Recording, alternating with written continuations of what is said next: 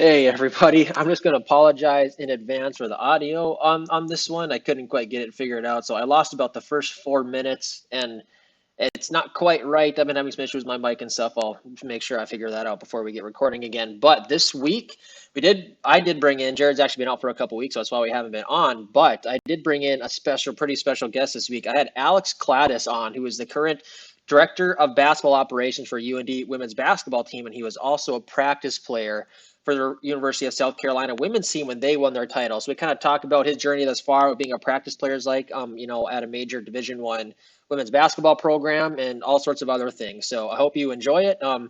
We also had our Zoom cut out somewhere in the middle, so I'll try my best to edit that out. But enjoyed this one. I had a lot of fun. Alex is a great guy. He has a lot of good basketball knowledge, and we had a good time. So enjoy it. Just get past the audio. I'll work on figuring that out, and I'll get you guys started off when I got our audio going. Thanks. Are one of the best staffs in the country for a reason. So you could not mess that up. Like, the pressure was on like no other. So it was really important that you had people that knew kind of basketball and how to get plays and all that stuff. And it was cool because all of us were on the same page, as in like, hey, we want to do a career in basketball or something after college. So everyone was motivated to really do the best that they could and kind of learn the most they got from that experience. But it definitely had its perks. I mean, with a lot of gear, a lot of free food. Some could even travel too with the team. Like, it was a very cool experience. And Don, if you were loyal, Don would hook you up. Don would help you out with, if you wanted to be a GA, if you wanted to go into operations, whatever you needed, she could make that phone call and she could really help you out. So it was definitely one of the best experiences I've ever had doing that. Yeah, I'd have to say the same thing. I had he said I always tell people it was a highlight of my time at college, and yeah, it was a little different for me. We were talking before this. I just replied to a little pamphlet that, I was eating at Wilkerson freshman year, and there was this little thing, and it said practice players needed, women's basketball team, email, Mallory, Bernhard at, whatever UND.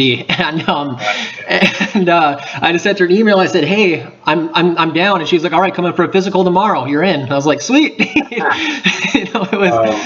It was, like I said, I mean, it was much more laid back. Like I said, I mean, like they'd tell us their practice schedule. We'd make sure our classes, lined up as close as we could. And we normally came like 2 or 3 times a week, and we didn't watch film or anything. They would just show us He would be like, all right, today you're going to be this girl. You're going to be number 12. Shoot every 3 you can, and just run like chicken with your head cut off. And we'd go over a few plays, memorize like 5 or 6 before practice started, and we just let it rip. I mean, it's a little less intense, but I mean, it was still a great time. Oh yeah, I mean, super similar experience. I mean, the only real difference is just, I would say, the hours commitment, just because they're at a national championship level, and they have the resources to kind of keep you there. Rather, UND, we're still getting to that level, which is great. But yeah, I mean, the practice players at the mid-major level love it because they get to just kind of still be students. They don't have to give everything to this program like they're actual real athletes, so they can still come in whether it's 2 to 3 times a week. And usually, yes, at the other schools I've been at, we don't really make them watch film unless it's extremely necessary, but even that, it would be 10 minutes max of that, just so you kind of know who you're going to be going into it. Because if you have a bad practice squad, or just guys that don't really get it and they're shooting mid-range when a girl never shoots mid-range, she only shoots threes or layups, it's not going to help these girls at all. And I've seen at so many programs, practice squads, a practice team, whatever you want to call it, they help so much in giving these girls the right amount of practice with good enough physicality where they can go in and actually perform better in games. And it's really cool to see. Yeah, like I said, we would sometimes they'd pull out a TV. We said, they hook it up to the iPad, and they'd show us, like I said, 5-10 minutes of film. Be like, you're that one. But yeah, but they did a really good job. I mean, and Mal was still assistant coach, all 4 of my years, so she kind of ran the practice squad while I was while I was doing it, and she would pull up, before practice, and she would go over plays, but she'd go over tendencies, like you said. They'd be like, this girl, I want you taking any twos, right? Like, every time you catch the ball, if you have an inch, I want you to throw it up. I don't even care if you make it. It's just about getting looks. Like, it doesn't matter. It's So I mean, yeah, she did a really good job of figuring out everyone's tendencies and stuff like that, and making sure that we knew what we were supposed to be doing, and all sorts of fun stuff like that. So, and here's a fun fact for you too, for anybody listening, is that if you dunk in a practice as a practice player, you will get kicked out of that practice, and you may not get asked. Yeah, and none of us. I think only one of us could dunk. I think Big Spence could probably dunk. But Big Spence did get in trouble a few times for for blocking some shots he wasn't supposed to. Because the thing is, a lot of people don't realize, but these girls are super good. Like, I don't think any of them were worse than I was. Like, they were all really good, but for the most part, we're still slightly more athletic, right? Like, longer, can jump a little bit higher. And Spencer had really long arms and he could jump. One of the first few practices he went to when I was a sophomore, he was a freshman, and he, kind of didn't really know better at the time. A girl went up for a layup when we were playing a fast break game, and he pinned the ball to the backboard. Yeah, and Brewster lost his mind. We were all celebrating because it was awesome. But yeah, he was mad.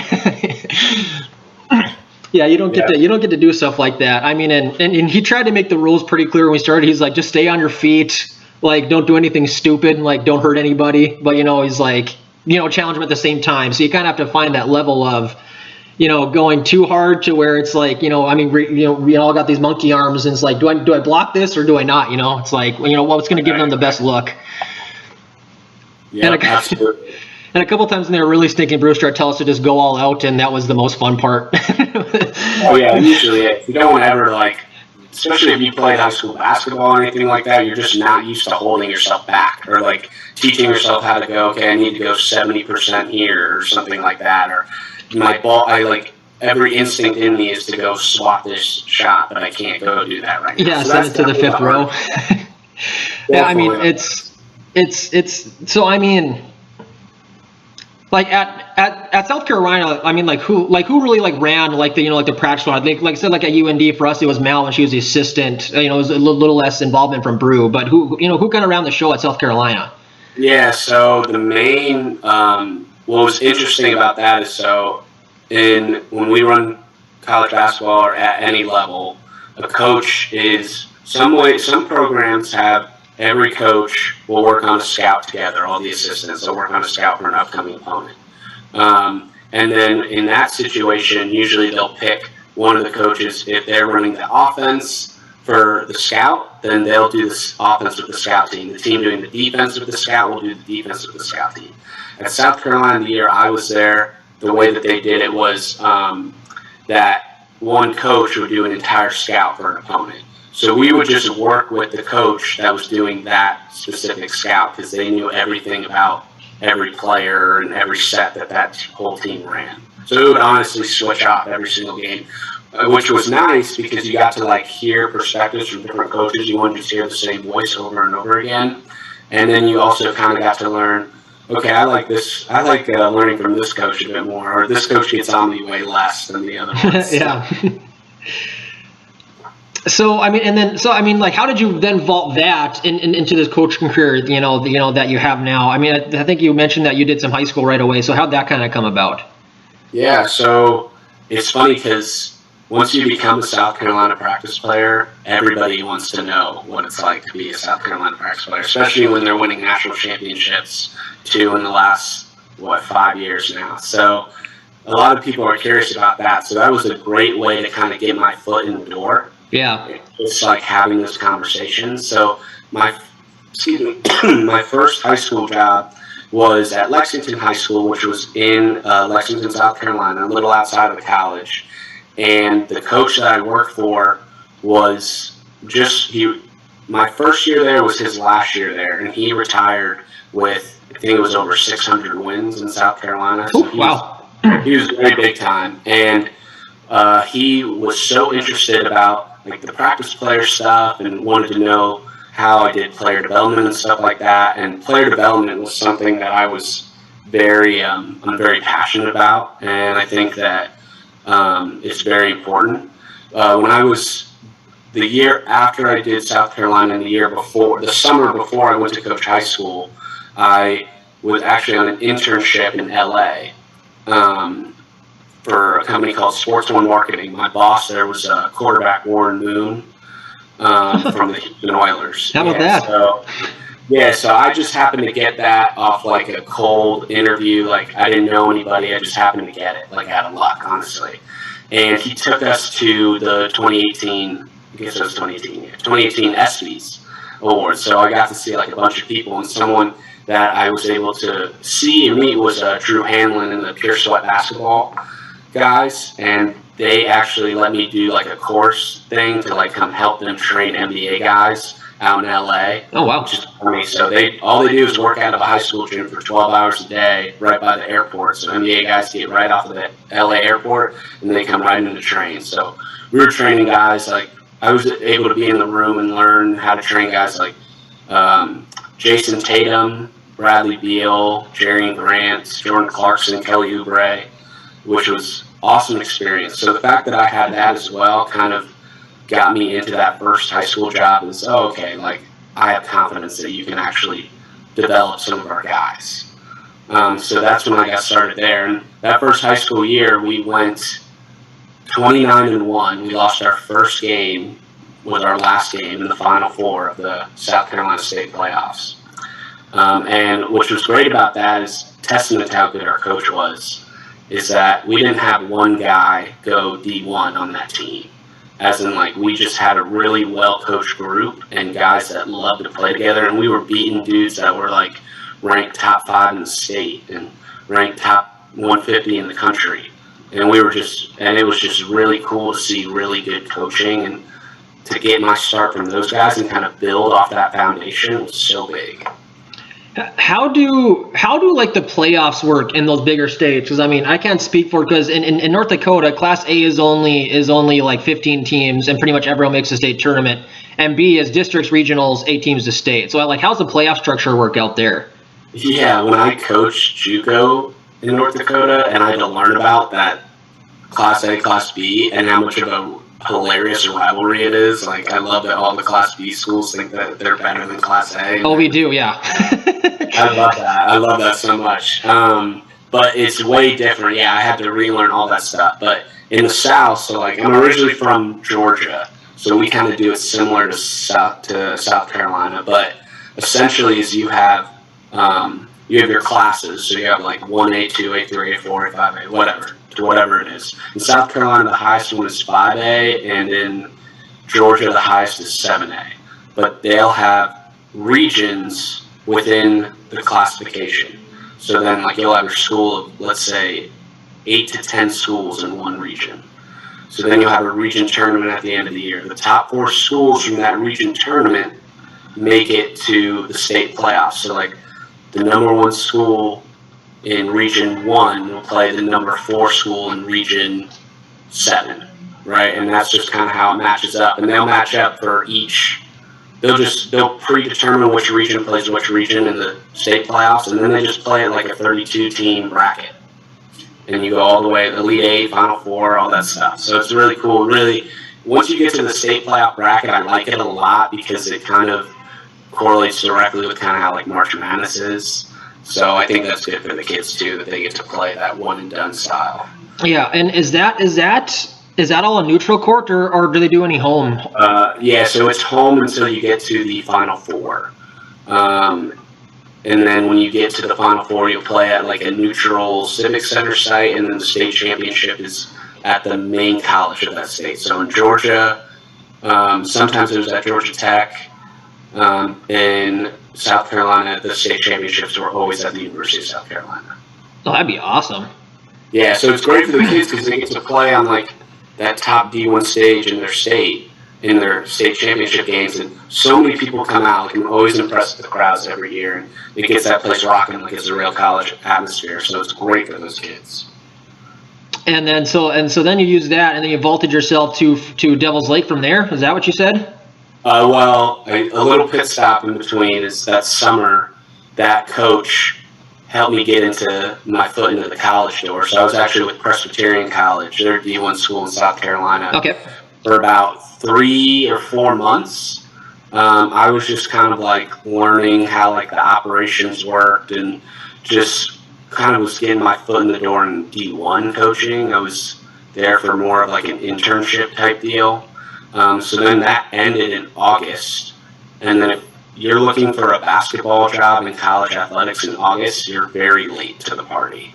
Because all these jobs usually open up in March when the season ends, and they pretty much fill up by right now, I would say. Yeah. So in August, I'm scrambling, like looking for jobs, and being from like down south in the cities down there, like you don't hear of North Dakota. You just don't hear about it. I mean, I don't know why you would. And I was just applying to every college job. I was like, I don't care what it is, I just want to coach college basketball.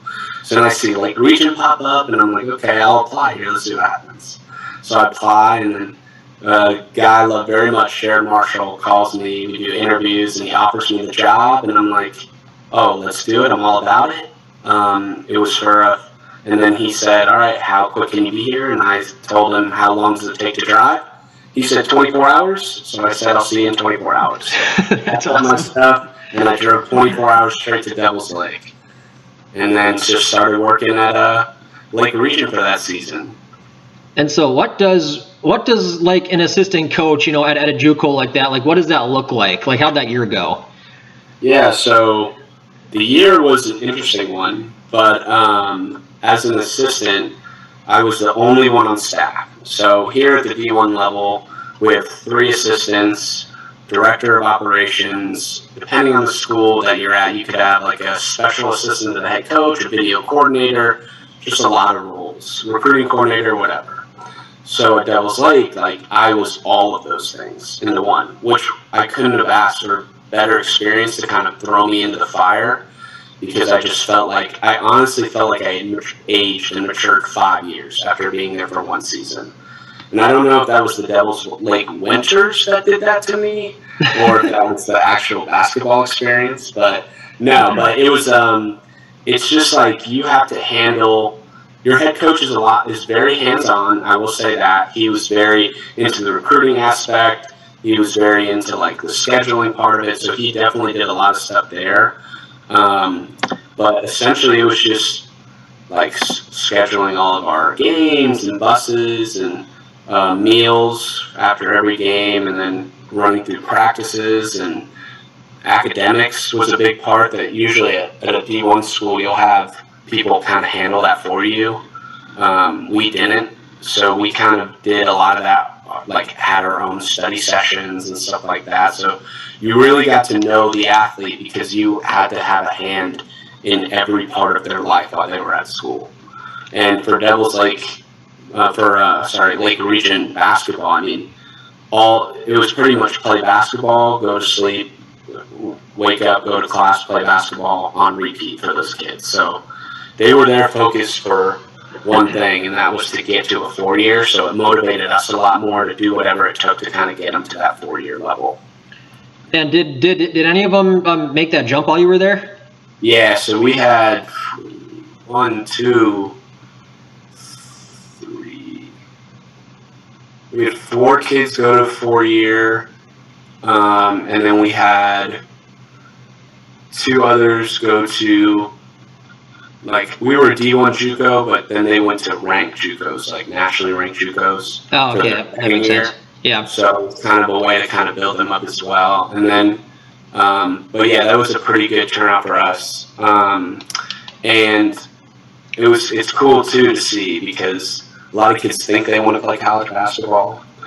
And JUCO basketball is the best way to know if you actually want to play basketball in college or not. Like that is, I recommend, if kids are like thinking about, hey, should I go play JUCO versus not at all, just to see if I like it, I would go and play JUCO, because there are a lot of opportunities at a JUCO, and it will really push you to your limits and test you to say like, hey, I actually want to be serious about playing ball. Yeah, I mean, and I've heard just like in any sport that JUCO is just a grind, because you don't have, you're not getting, chartered planes, you're not getting fancy buses, you're driving places in vans, you don't have a 2,000 foot, training facility to work out of. I mean, like you really have to love playing your sport if you're going to do JUCO. Yeah, 100%. It's like, it's just a different type of grind. I mean, there are always guys that you'll learn to respect a lot of different people that you probably never met before, just because they have it so much worse than you thought you did. Yeah. And just like the way that they grind to get to that point, where some people are like, oh, I don't care. Like, JUCO is such a low level. Like, why would I? Like, no one wants to be there. But the fact that there's some of these kids that grinded their butts off just to get to this point in order to get to a 4-year, it really gives you a different sense of perspective, and you gain a lot of respect for it too. All these levels are great. Every single level. I would say the biggest thing about D1 is everyone thinks it's a D1 or bust, and it's just not true. There's so many good levels. There's so many good schools that have great programs, but everybody just hears about D1 and thinks that that's all in all it. But there's a lot of good stuff out there. Yeah, I'd have to agree with that. And I mean, another thing that, like me and like a lot of my friends growing up always wondered, places like LRSC, like DCB over in Botno, all these JUCOs. Where are these finding, like how are they finding these guys from Florida, California, Australia? Like how do you find guys like that? Yeah, no, great question. Yeah, no. So we do use like the recruiting services that are out there. I mean, kids will sign up to like kind of get themselves looked at in the States. That's how they'll kind of like we find them, because there will be services that will send us like, hey, check out this kid or whatever, and we'll look at stuff too. There are also kids that will do anything it takes to play college basketball. So when I was a JUCO coach, I probably got maybe 20 emails a month just on kids saying, hey, Coach Kladis, like, I really want to play basketball. Like, these are my grades. This is my highlights. Like, I play in this or this team or whatever. So then if we think the kid's good, I mean, we call him and we'll talk to him or her, whoever, and just, like, keep recruiting them. And if we can come out to a game, like, we'll go out to a game. I mean, usually the kids that want to get themselves seen will play on AAU teams that travel a lot, so we can come out to see them. So that's kind of how the kids in the States really through recruiting services. But some are bad. Don't just like give into any recruiting service, because some will just try and take your money. There are good ones out there. Like you'll be able to look them up and find them. But for international guys, I never knew how important the WhatsApp app was until I became a college coach and started working with international kids. And I thought it was super cool, because I was like talking to kids in England and talking to kids in Australia. And I will say North Dakota does have a really good footprint in Australia, getting those Australian kids, the JUCOs. And then the new women's coach for Lake Region is an Australian guy who played for Lake Region, Ryan Clark. He's a really good guy too. So he's got a lot of good connections out there as well. But yeah, so for Australian guys, it was really just about they kind of have their clubs that they play for, and then their clubs send out stuff to coaches in the States. So if they kind of know if they're good enough to be JUCO, D3, D2, D1. They never really sell. They sometimes sell their kids too high, but usually they have a pretty good grasp of what level they should play at. So they would send us, if they thought they were JUCO level, or if they thought like their grades weren't good enough right now and they could be potential D1s, they would send us the kids' information as well. So then we would kind of get all that recruiting stuff, and then we would reach out to them through WhatsApp. We get a bunch of their highlight film. The toughest part about the Australian kids or the overseas kids is it's really hard to see their gameplay, like to see them play live.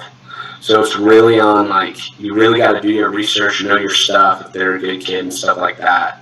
And if you can see them live, even better for you, because you'll know in a heartbeat if they're good enough to play for you or not. But yeah, that's pretty much how we reach out to those regions.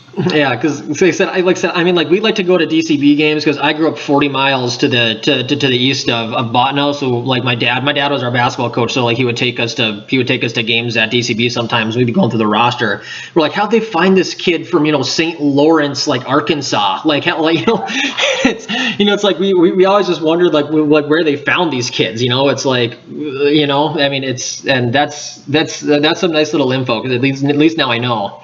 Yeah, it sometimes it gets crazy. Man. I've seen a JUCO team with someone. There was a kid on each team from a totally different state or country, and like different country. And there was not one kid on the team that was from the same state. So it gets really wild at some points. Yeah, I mean that sounds. I mean, that kind of sounds like a grind, but I mean, that's kind of what you have to do. I mean, especially at that level, when you don't have the resources, some of these bigger schools have. It's just you kind of got to take what you can get and do the best research you can. Yeah, the hardest thing about it is definitely like trying to build that team chemistry. Just because these guys are all from different walks of life, and when you bring them together, they don't know like what to expect from the other person. So it's really important. I think a lot of JUCOs do a really good job of this now. Is you have to have a really good foundation of where like you build your program up, and you have to have your program expectations. Like, okay, the goal here is to get to a 4-year. If you're not here to get to a 4-year, you don't need to be here, type deal. So if everybody is thinking like I'm here to get out of here, it's amazing how quickly that would bring them all. Yeah.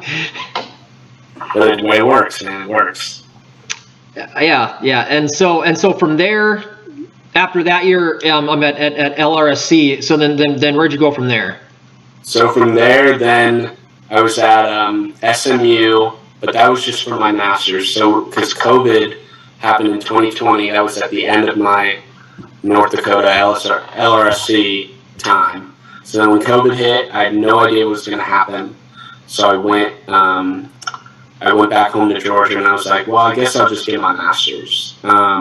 So I decided to move out with a buddy of mine, and we both went to SMU. He's still there for law school, but I went there to get my master's in sports management just in case I needed it, because a lot of head coaches do need their master's. So if I ever wanted to make that jump, I would need to have that on hand. And I already knew I was at an age where I didn't want to be a GA, so a graduate assistant. So I didn't want to go through that all over again. So I was like, let me just get this now while I'm not coaching, and then when I get back into it, I'll have that taken care of. But this was also the time where I decided to switch over from men's basketball to women's basketball completely. I just had like a lot of thought about it, and I really just wanted to.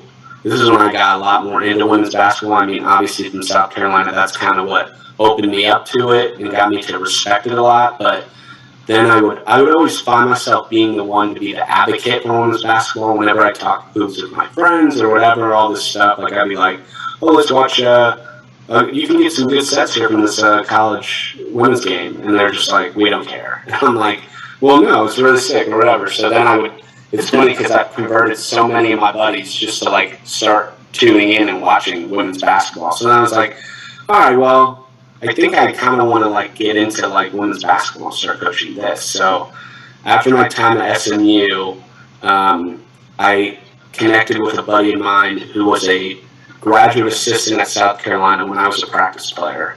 He was the director of operations at Bradley. So then he hooked me up that summer, and then I got up there, and that was this past year. I was at Bradley working under him in operations, and he kind of just he did an awesome job of kind of just showing me all the ropes and what needs to be done at the D1 level for women's basketball, and I love the staff up there. They were awesome, and from there they pretty much got me in touch with Mallory here and Coach Bernhard, and they got me in touch with Coach Mo, and it's pretty much how I got to this point right here.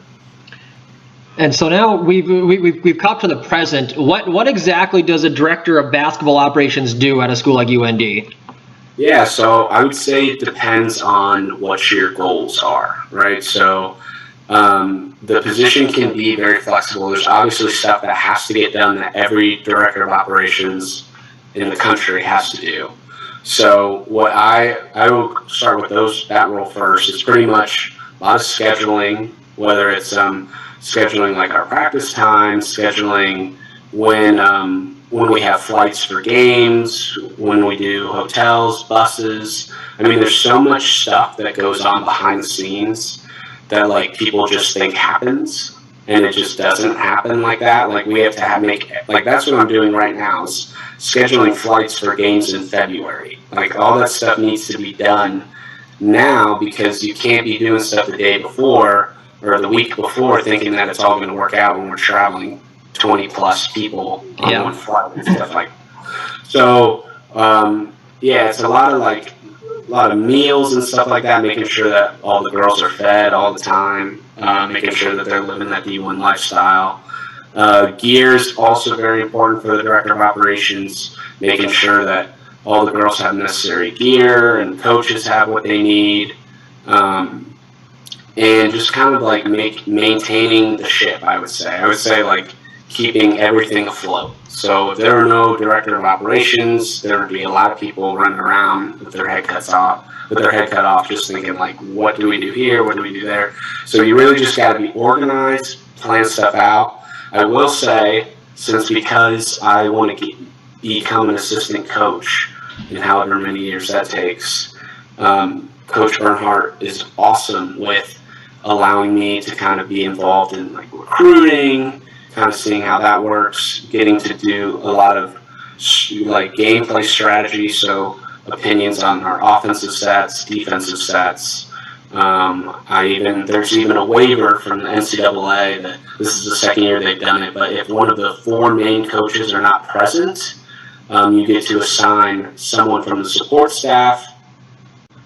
You were talking about something, coaching staffs and people not being right. Yeah. So what I was saying before it all shut down was kind of just talking about how there's a waiver this year that if 4 of the main coaches aren't around to or if one is off recruiting or something like that, they allow someone from the support staff to actually be on the floor and coach. So that was big. It's huge for director of operations and people that are on the support staff, video coordinators, whatever it may be, that want to get into coaching, because then you kind of get to be involved on the floor in the practice. Usually I'm not allowed to be on the floor because the NCAA won't allow it. So I'm instead usually on the sideline, whether it's running the clock or just making sure that everything is set up correctly and things like that. So now that is something that's happening, that's really big for me kind of learning how to be an assistant coach and stuff like that. So Coach Bernhardt has been awesome just with helping me grow in that sense. And while I'm still being the director of operations, she's still helping me grow as a coach as well. Yeah, that's a really nice little thing that I didn't know about, and I'm sure most people didn't know about. I mean, I didn't even know about the limitations of coaches on the floor, and I was at practice for 4 years. So it's not something I ever chose to, pay attention to. I mean, I know the NCAA has all sorts of fun and awesome, regulations. They love like that, them, but fun and awesome, yeah. Yeah, the hour long what's it called? Compliance meeting I'd have to sit through every year was always a blast. It's like, yes, all right, I get to do this again. They're like, I mean, and I'm sure it's different now because NIL has probably changed things a ton. Like I remember, our compliance lady my freshman year was like, yeah, you can't bet your friend like $5 or something stupid like that. I mean, and then like if you do fantasy football, it can't be a money league because if NCAA finds out, they're not going to care that you're just a practice player. They're going to ding the team for it. So it's like, yeah, it's true though. It's true. It's a ridiculous rules, but you can't play fantasy football, fantasy basketball, whatever. If there's money, you can't. No gambling whatsoever of any kind. NIL didn't really change that aspect of it, but really was just more of. I like NIL just because I'm so happy that the players can finally make some money off of what they do every single day, because they do not have any time to go get a job or something like that. Like a lot of people say, just go get a job or something. And I'm like, they don't have time. Yeah. I promise you. If they want to be really good, they just don't have time to do it. So I think the NIL is going to be helpful. I think we're in the process of figuring it out right now. I think that nobody knows what's happening with it. Nobody knows the rules. NCAA is working on figuring out some rules as we speak, and new stuff comes up every day, but I think it'll be really good for our game. I like it a lot. I do too. I've never been one that liked the idea of the schools paying kids, because then it just gets impossible, especially like Title IX stuff and trying to figure out where all the money goes. Right, I right. mean, and then they end up, you end up pay for play and stuff like that. But I always had a problem why, even though I'm a big Michigan guy, it really grinded my gears when all those Ohio State guys, back in the day got suspended for a year and they did the program because they sold some autographed footballs. Like that just felt like the dumbest thing ever. Right. Yeah, totally agree with that. I mean, it means nothing. Like I'm glad that we finally are stepping towards the right direction of figuring that out. Yeah, and right now it's like the wild wild west. I mean, I spend a lot of time on the college basketball subreddit, right? And every day someone's like, this school's in trouble for NIL because they're not, but it's like there's no rules. It's like, at some of the bigger schools, boosters are basically just funneling money to some kids and disguising it as NIL because there isn't really any regulations there, but like that's still better than no NIL, but it's not as good as it could be. Exactly. Yeah. So I would say give it like 5 years or something. Probably the NCAA will figure that out. I think they've already released some rules about limitations of boosters being in contact with a player in any way, shape, or form. So I think that will help a little bit if they figure that out. I'm not sure all the details, but yeah, there have been some schools that have just said free for all and just go nuts with all that. Yeah, it's like, hey, like like you have this booster worth 30 million. It's like, hey, I'll give this kid $1 million if he like takes a couple pictures at my business, and we'll call it good at that, right? It's like, is that technically NIL? Sure, but like that's not really in the spirit of the rule, right? Right, right. Yeah, exactly. All that good stuff. But I mean, but then you have guys, like Coach Prime down at Jackson. Is it Jacksonville State? Is that where he coaches at? Yeah, And he is and he basically has Barstool Jackson funneling State. guys money, and but I mean, it also makes room for places like that to be able. I mean, they signed like the number 2 guy in the whole class to go FCS because he had an awesome NIL deal set up for him. So it's like, it maybe levels the playing field out a little bit for some of those smaller schools if they can get good NIL stuff set up. But Right. Yeah. I it's mean, if you got outside parties that believe in your program, it's going to change your program. I'll say that. Yeah, for sure. I mean, the bright side is people, a lot of people knows, but UND has a lot has a strong alumni base. So hopefully that's something that we can leverage moving forward. Hopefully. Yeah, we would love to figure out a way to tap into NIL for our girls this coming season and in the future seasons as well, because they definitely deserve to be making some money off of what they've been doing. Absolutely. And I have to ask a question back to your practice squad days when you won a national title with them. Did you get a ring? Yeah, you want to see it? Oh, show it to me, man. I want to see it. I'll tell you my story, Keep but it I'm in my still salty office. about it. But show me the ring. They keep it in my office. So this is my national championship ring here. Oh, that is sick. Right, so it's gold with the diamonds, all that. So on this side, it's the Final Four of that year, and then on this side is my last name engraved with squad at the bottom of it right That's there. awesome. But yeah, I love this. This is my prized possession right here. I keep it with me everywhere I go. I would. So it's See, sitting in a locked desk right now. Nobody touches it. I know Not even me. that is super awesome. So my freshman year, there was 5 of us who started, and I was the only one who made it past Christmas. So I was the only practice player, and they won a Big Sky regular season championship, right? And the Yeah, next year, Brew told me I'd get a ring. I got sized, and I never got my ring. Still mad about I would it. be mad too, man. I would be mad. I would definitely be mad. That's not good. He should have definitely came through with that ring for Yeah, you. it's one of those things, like it's not a big deal, but I was like, you said I'd get a ring. Then 6 years later, never got my ring. But it's all good. Nothing. You check the mail. You sure it's not in there Yeah, today? because it was actually funny because my girlfriend at the time, who is my wife now, we when that happened, I took her to a jewelry store and I got sized for a ring, and she thought that meant I was gonna propose. I was a freshman in college, so I was not proposing at the moment. No. Uh, And then I'm like, no, I swear, Brute told me to get sized for a ring because he told me I'd get a Big Sky championship ring. So yeah, that's a pretty cool ring. I mean, I've seen some cool rings. Cause like my best friend growing up, he played football at NDSU, so he has like 3 of them. you know, Oh yeah, and I he, bet. Yeah, I mean, those are and probably pretty big rings yeah, and too. he has them all. I mean, they're super awesome, and yeah, it's rings are so cool. I always wonder where like that tradition started because it's such an awesome thing to do. Like when you win something. Oh, I have no idea, but when you see the guys with it all over their hands, you're just like, man, that is sweet. No, absolutely. You know, you got Phil Jackson who doesn't have enough fingers for rings, and yet Yep, we have Brady has all those big ones, and it's getting there. Yeah, yeah, just gotta win it. Just gotta win a few more championships. You'll get to the point where you can just walk around with, just all of them filled yeah, up. all on both hands, exactly. Yeah, that is super cool. So I mean, what is what are you kind of looking forward to to this coming year? Your first year at UND. Yeah. So biggest thing is I definitely came here to win basketball games. I think that this team, we definitely got some ways to go, but I think when it's all said and done, I think this could be a really, really good team at UND this year. We're hoping to break some records as well.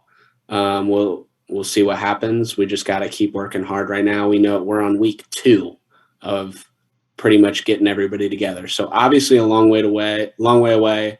I've got high hopes. I'm an optimist. So hopefully I'm thinking that we get to that point. For myself personally, really it's just keep trying to grow, keep trying to see what I need to do to kind of get to the next step in my career and really just enjoy the moment as I'm in it. That's the biggest thing. Like this is my 7th city in 6 years or something like that. So the biggest thing is just like enjoying where I'm at while I'm there, because when I go to another city and then I think back about where I was just at, like I always think, well, I hope that I enjoyed that moment enough, or I enjoyed this because I know what I'm doing. There's like a lot of people that would want to be in my shoes right now or doing the same thing as me. So I'm all about kind of just taking it all in, So I'm all about doing that this year. Yeah, absolutely. What's that song go? I wish someone had told me that these are the good old days, right? You don't want to be living through the good old days and not know that they're Yes. the good old days. Every day's a good Yeah. old day. Yeah, Uh, I personally have high expectations for this team this year. So I mean, I know we lost a couple of pieces to the transfer portal, but I mean, we were bringing a lot of girls back too, and fifth year seniors stuff like that because of COVID and stuff. It's kind of been a bit of a roller coaster the last couple of years because 2 years ago the COVID season they really struggled, but they lost a lot of really tight games that year, took a lot to overtime, and like I said, I mean, it just weren't quite finishing them. And I had really high expectations 2 years ago, and they didn't quite hit them. And then last year, I honestly lowered my expectations quite a bit. And then they were great last year. And they had a pretty good season right. compared to expectations. And now my expectations are back up again. So I hope you guys don't let me down this year. Yeah, we won't. We won't. We promise. My expectations are back. So, I mean, they're pretty good. The years I was there, like I said, we had my first year they won the regular season Big Sky and came up short in the tournament. But yeah, I'm actually it's actually kind of funny, because I mean I've always been much more invested in the women's team just because I was I have some skin in the game, right? Like it's blood, right? Yeah, no doubt. Like last year I made it to 2 or 3 wins games. I didn't go to a single men's game because I'm like, the men kind of stunk last year, and gosh, they just I mean. Talk about the men just for a second here. Like, I'm gonna get on my transfer portal high horse because like we brought in these great guys on the men's team and they all just leave because they can.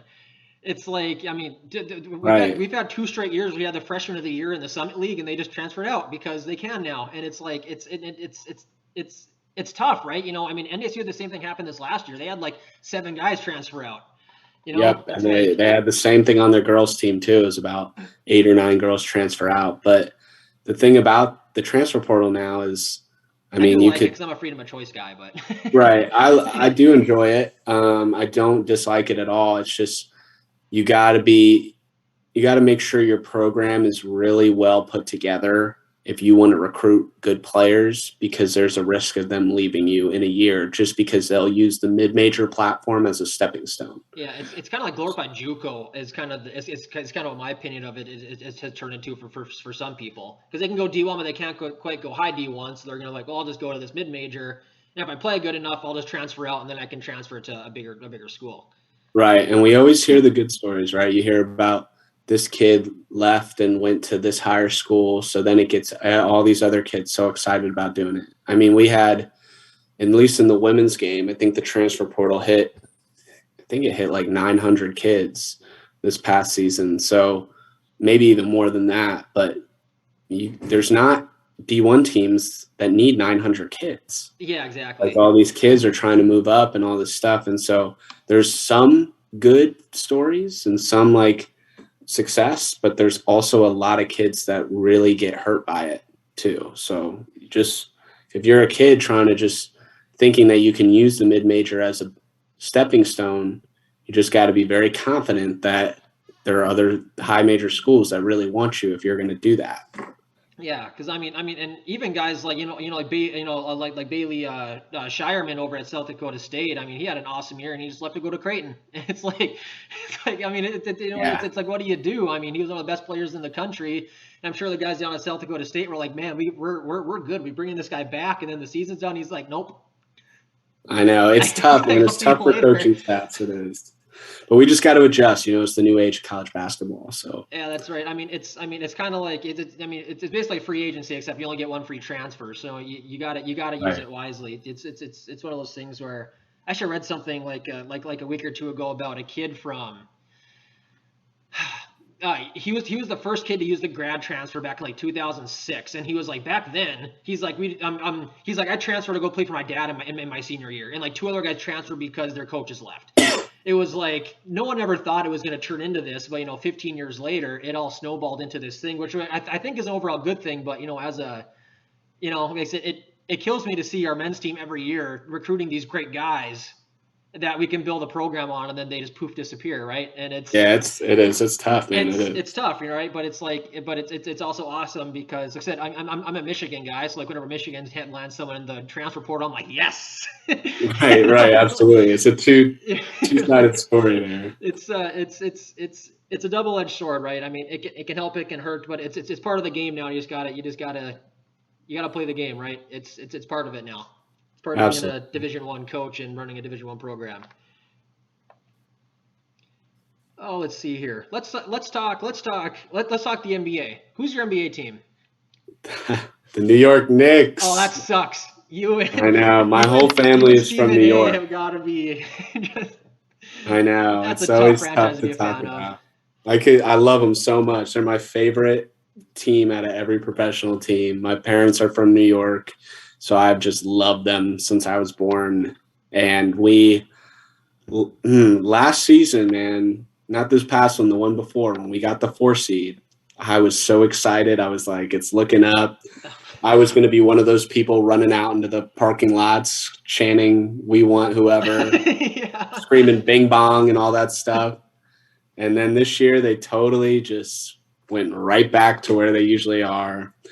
But we got good young pieces.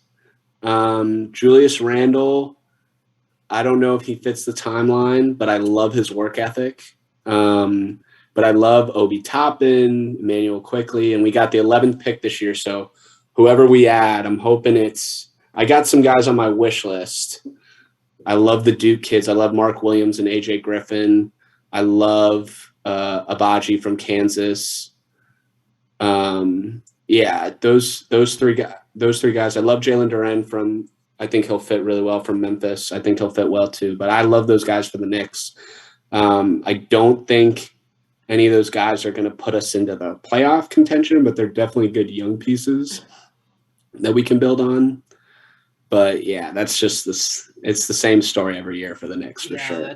That stinks. So I'm a Spurs fan, right? Have been because I loved Tim Duncan growing up. I remember whenever I told people my favorite athlete ever was Tim Duncan, they were like, "Why?"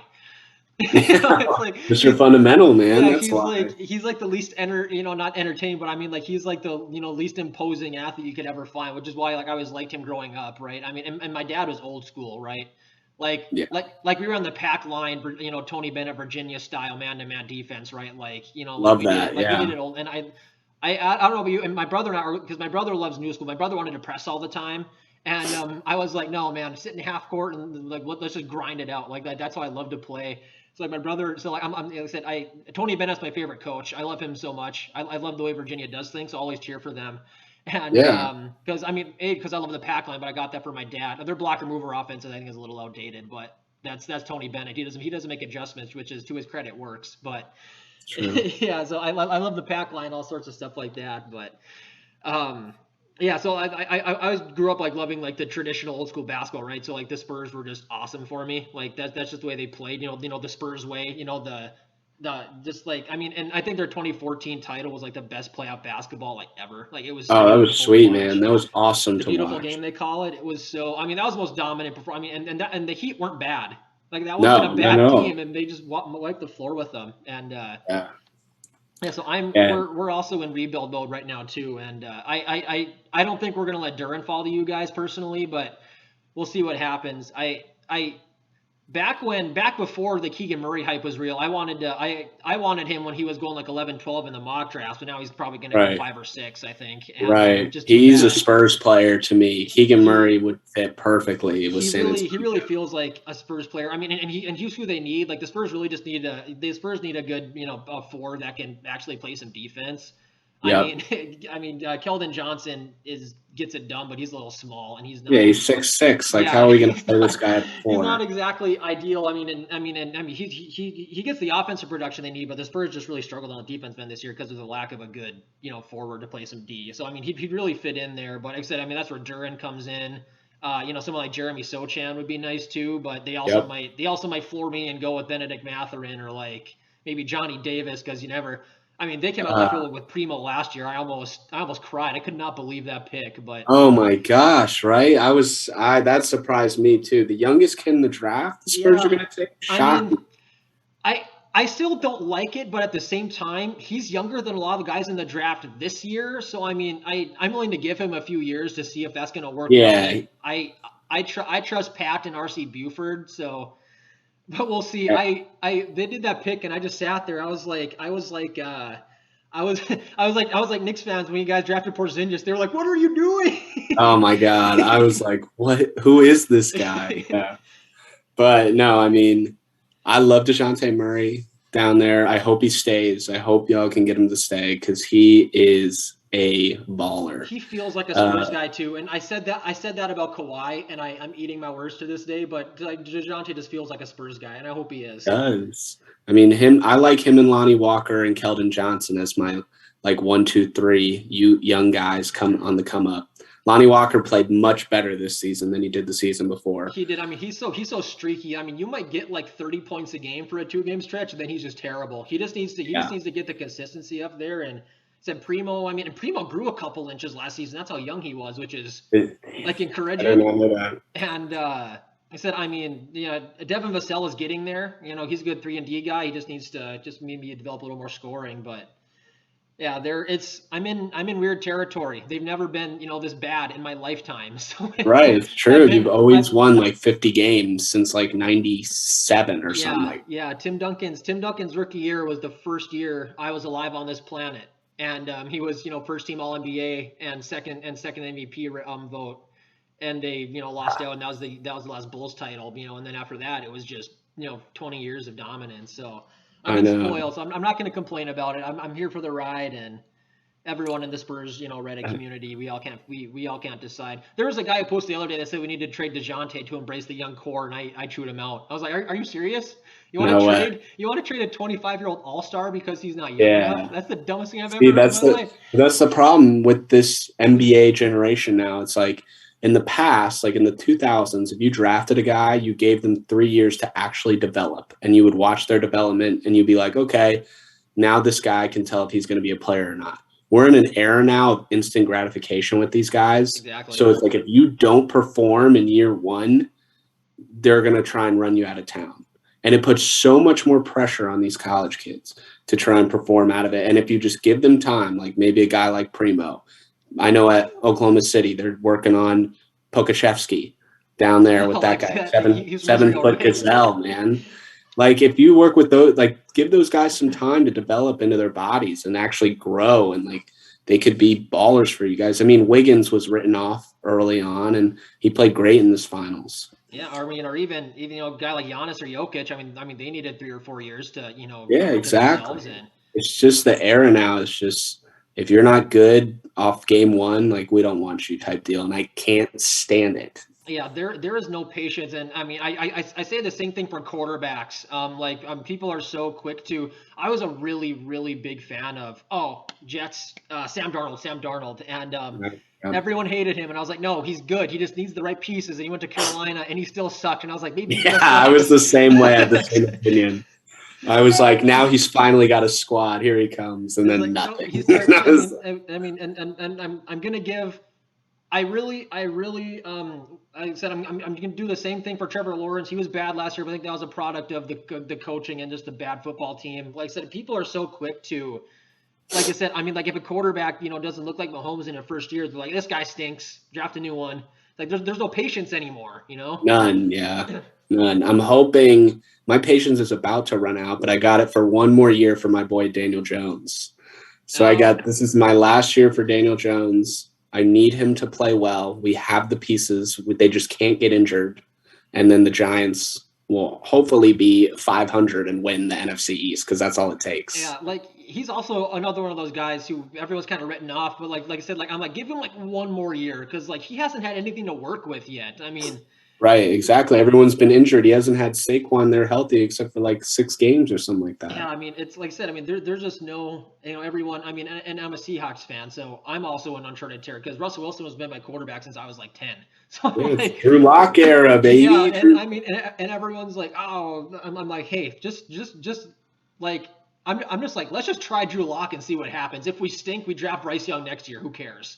Right. Yeah, you'll be in a good exactly. You're in a good position with that. I like Drew Lock. I don't think he was that bad. He was the best, like statistically, the best play action quarterback there was in the entire NFL when he was starting for the Broncos. So I mean, to be in leading in some type of category that's not interceptions, that's good to me. Yeah, I mean, and another thing is, I mean, I think he's coming into a good system for a young quarterback because, I mean, the Seahawks are finally retooling the offensive line, and we just drafted a new running back because our running backs can't stay healthy. So it's one of those things where it's like, we get back to Pete ball, cover 3, and hand the ball off to, to Walker every play and just hope for the best. And like I said, play action, not a lot of straight drop backs and stuff like that. So I think it's a system that he can at least grow into himself in. And yeah, and he's got good weapons. That'd be great. Dude's got Noah Fant with him up there, right? So he's got Noah Fant at tight end. And he's got DK and Lockett still. Like come on, man. You can't ask for better weapons. Yeah, I mean, you can't. Like I said, and they drafted 2 linemen right off the back, and we've got Charles Cross coming in. I mean, we'll be good. And the defense should be getting better. So I mean, maybe it doesn't work. I mean, maybe they win like 3 games, but maybe they win 9 to make the playoffs. But like I said, they're one of those teams, man. You just don't know until you see it. I'm never going to count Pete Carroll out, and I mean, it's like same thing with the Seahawks, right? Like for the front part of my life, they were bad, and then they got awesome. And then they've kind of slowly declined after. And my brother's a big Patriots fan, so like that Malcolm Butler interception is like literally the lowest point of my life. I believe it. I was watching that live, and I was at my now wife, then girlfriend's house in high school. That was junior year, and I was at their parents' house, and I was like, "We're about to win this thing, hand it to Lynch, and the game is over." And when they went on play action, I thought they were going to do a read option, and Wilson was going to run it in or something, and they threw it, and I saw the Patriots guys celebrating, and I literally just sat there with my hand in my face, and I was like, "No, no, no, no, no, no, no." Richard Sherman is crying on the sideline. I could not, and that is the moment the Seahawks franchise started to go downhill. It's just been a slow. Think about that, man. One play call changed the entire direction of the franchise. Yeah, I mean, it was looking dynasty territory at that point. I mean, and they definitely was. I mean, behind the Patriots, they had the most wins in 2010. They missed the playoffs in the 2010. They missed the playoffs like once. Like they were awesome. Like they were the other franchise in the 2010s other than the Patriots, but like they only have the one Super Bowl to show because of, and then it all just kind of rolled downhill from there. And yeah, it's and so since you're a Giants fan, then yeah, you get to talk trash to my brother about Eli Manning being. Yes, that's the only thing I have. My 2 Brady wins. That's all I get. I got to beat them when they were 18, looking to go 18-0. And ended that. That was amazing. And then the 2011 one was also awesome because Brady thought he was revenge game, all that stuff, and we Yeah, were he like, just he just couldn't get it done against Eli. So hot topic question: Is Eli Manning a Hall of Famer? yes, no doubt about it. Oh, I don't care wrong, about but his. I okay. don't I'm here for care the about wrong his opinions. 500 record. I don't care about his record. He's got 2 Super Bowl MVPs. He's top 10 in pretty much every career passing category you could think of. He's played more games than every quarterback, but like 4 of them. I mean, the man has the stats to be in there. The only thing you can knock on him is, yes, he throws a lot of interceptions, and yes, he has a 500 record. But there are so many guys worse than him that are sitting in the Hall of Fame. See, that's kind of where I sit, right? Like I really don't think he's a Hall of Famer, but I look at the Hall of Fame and I'm like, he's kind of better than some of those guys, right? Yeah, Like, that's how I feel. I mean, if that's how we're going to judge it, then he needs to be in there. because I mean, my brother and I have talked about this, and I mean, we both think that the Hall of Fame bar is too low in every sport at this point. Like, You're probably right. I would agree. I mean, it's like, and we've talked about Eli Manning. I mean, and we both say I don't think he's a Hall of Famer, but like I kind of think he should get in because like look who else is in there. Like I know, yeah. it's like if those guys deserve to be in there, he deserves to be in there, right? I mean, it's one of those things where. I mean, not that guys who are in the Hall of Fame were ever bad, because I mean, if you make the Hall of Fame, you're probably one of the better players, like of your time. But it's like I think the Hall of Fame is for like the top echelon of like these dudes were like like up there in like Oh, all-time greats territory, right? totally fair, but it's just not that It isn't anymore. that, and it's not fair to change the standards for these current guys, right? Right. Like if I was Yeah, voting for the Hall of Fame, like I would probably hardly ever cast votes. Like I'd have voted for Tom Brady. Oh, there's our running out of time notification again. Maybe we should wrap it up. We've been at this for a while. We rarely go more than 45 minutes, so this is plenty long. Yeah. Well, let's hear. I think I hit everything I wanted to hit anyway. So. You got me with good questions. I mean, I got nothing else really I need to share, I think. So. Yeah, I don't think so either. We covered pretty much everything for you up to this point. We hit NBA and threw some football in there and had all sorts of fun stuff going on. Now I got to figure out how to splice these two. Together. Mash them together. Yeah, I see. I normally don't do any editing. I just trim off the sides, like in the beginning and the end, and then I just load it into our like feed or whatever, and I just let it rip. So I actually have to figure out how to do some audio editing today. So. That'll be good. Just slap it into iMovie and you'll figure it out. Yeah, I'll figure it out. I'll get it plastered together. And I think I might have lost like the first 3 minutes of audio because I don't think it was coming through my headphones when I took them off. So we'll figure that out. But all good. Thanks for coming on. This was a great time. And all sorts of fun stuff like that. And probably maybe have you on in the future when my brother can get on before he moves to Germany. That'd be awesome, Jake. Yeah, no problem. Awesome to be on. You guys kill this. I think this was great. Thanks for having me. I appreciate it. Yeah, absolutely. Thanks for coming on. Until next time, everybody.